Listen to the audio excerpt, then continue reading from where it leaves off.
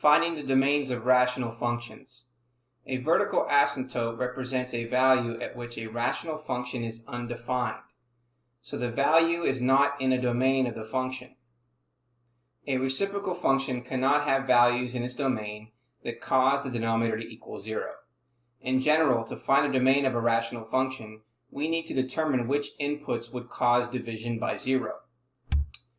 The domain of a rational function. The domain of a rational function includes all real numbers except those that cause the denominator to equal 0.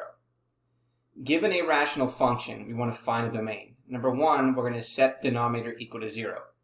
Number 2, solve to find the x values that cause the denominator to equal 0.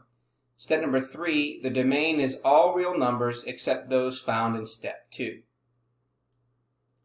Example 4, find the domain of the rational function. Find the domain of f of x, which is equal to x plus 3 over x squared minus 9. Now, we're going to begin by setting the denominator equal to 0 and then solving.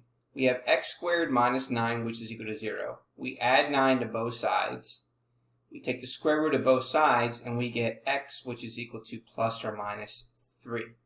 Which means these are the values that if we plug in to this function, it's going to make the denominator 0. If we plug, it's going to give us 9 minus 9 gives us 0. If we plug in negative 3 and square it, that also gives us positive 9, and subtract 9, which gives us 0. So that means in this scenario, we have two values that's going to give us the denominator 0. So the denominator is equal to 0 when x is either equal to positive 3 or negative 3. So the domain of the function is all real numbers except x is equal to plus or minus 3.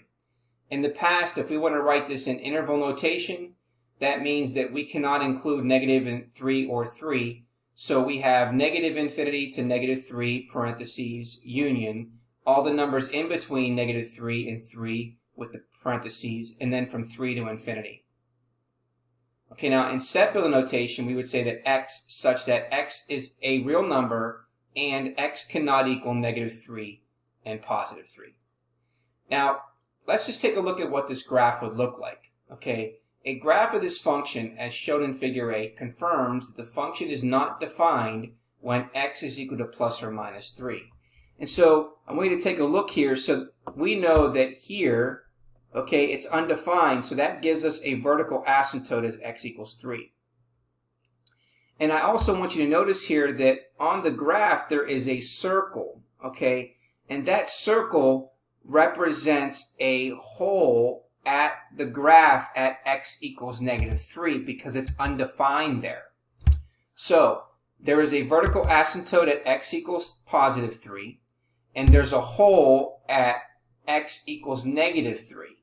And we're going to discuss this in greater detail in a later section, later in this section.